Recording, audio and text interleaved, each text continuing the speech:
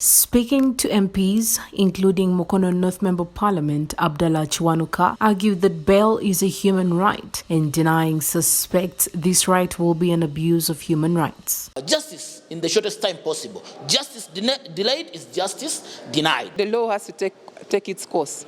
When someone is investigated and all the evidence points that somebody is guilty, then the person must be charged.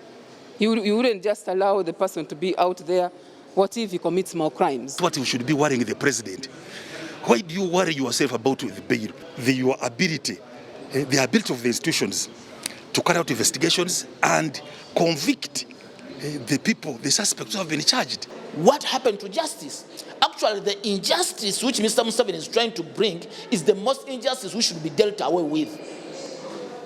He himself, unless when he realizes he happens to fall into the same trap and the same provisions can be applied to him and he denied bail, that is when he will realize that we need the rule of law to take center in this country. Kiwanuka and others say one to be denied bail will amount to conviction before courts prove one's innocence or guiltiness.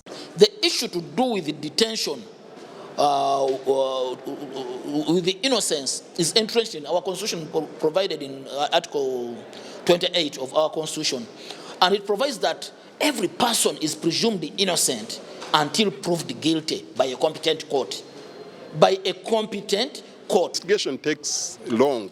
It takes decades to conclude a case. So if someone has been arrested and then you are going to take all those years to conclude the case, it is unfair, because at the end of the day when you find that person innocent, you have affected his life and the family is suffering, and yet the person is innocent. Meanwhile, the Member of Parliament representing people with disabilities, Mpindi Bumali, says the government should focus on strengthening the CID department and increase the number of judges so that cases can be quickly and easily concluded in time. In a country where a case can be investigated and concluded within 2 months, that would be probably something which we could think about.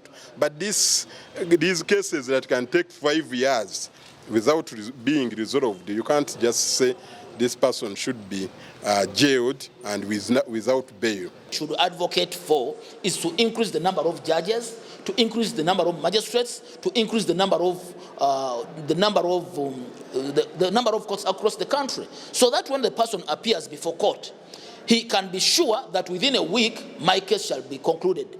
In Uganda here we have a situation where cases take 10 years.